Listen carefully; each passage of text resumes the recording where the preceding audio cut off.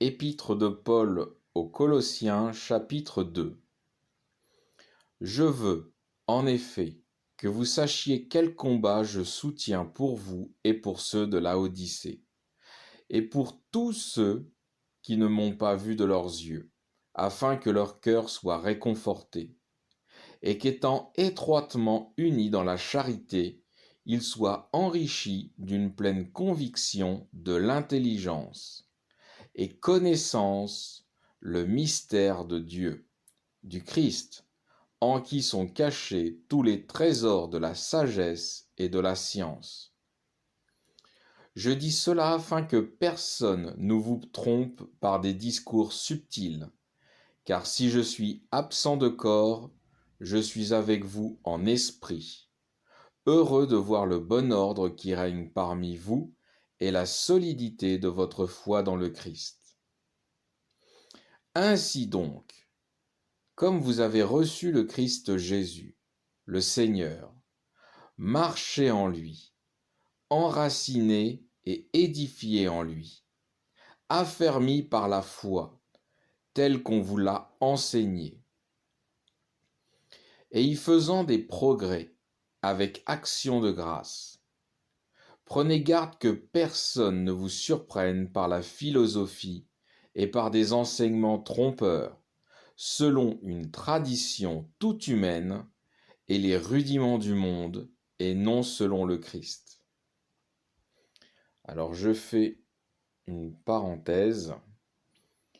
L'apôtre Paul, une nouvelle fois, met en garde contre les philosophies trompeuses qui peuvent immerger au sein des églises par différents courants de pensée.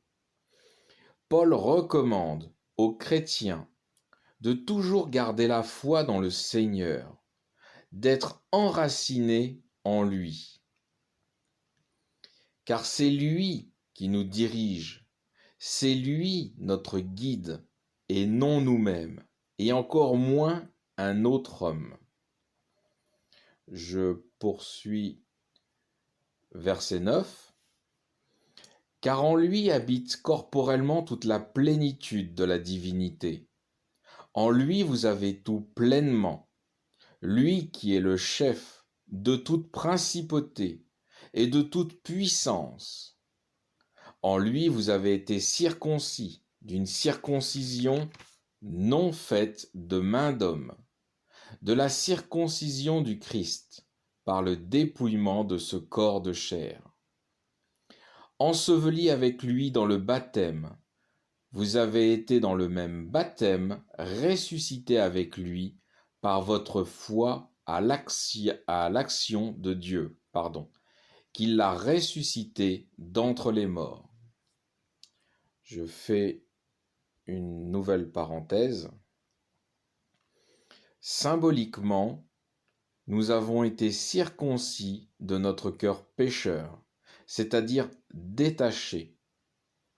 Ce corps pécheur, enseveli dans la mort avec Christ, symbolisé par l'immersion dans l'eau du baptême, puis ressuscité aux yeux du Père lors de la remontée de l'eau, comme le Christ ressuscité le 3e jour auprès du Père. Je poursuis, verset 14. Il a détruit l'acte qui était écrit contre nous et nous était contraire avec ses ordonnances, et il l'a fait disparaître en le clouant à la croix.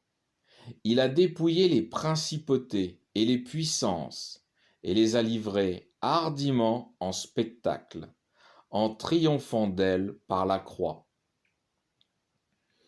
Que personne donc ne vous condamne sur le manger et le boire, ou au sujet d'une fête, d'une nouvelle lune, ou d'un sabbat. Ce n'est là que l'ombre des choses à venir, mais la réalité se trouve dans le Christ. Qu'aucun homme ne vous fasse perdre la palme du combat par affectation d'humilité et de culte des anges, tandis qu'il s'égare en des choses qu'il n'a pas vues et qu'il s'enfle d'un vain orgueil par les pensées de la chair, sans s'attacher au chef, duquel tout le corps, à l'aide des liens et des jointures, s'entretient et grandit par l'accroissement que Dieu lui donne. Si vous êtes mort avec le Christ au rudiment du monde, pourquoi, comme si vous viviez dans le monde, vous soumettez-vous à ses prescriptions? Ne prends pas, ne goûte pas, ne touche pas. Toutes ces choses vont à la corruption par l'usage même qu'on en fait.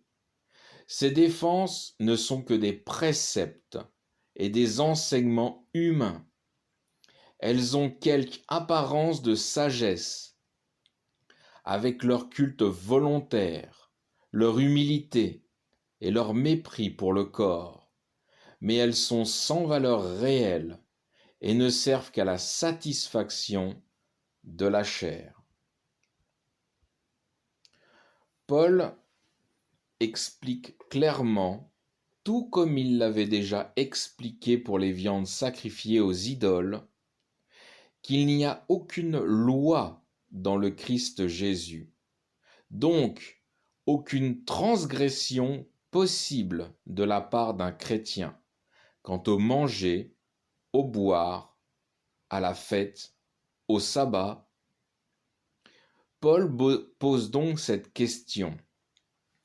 Pourquoi certains continuent-ils de se soumettre aux prescriptions faites par les hommes sur le manger, le boire ou les fêtes? Fin du chapitre 2.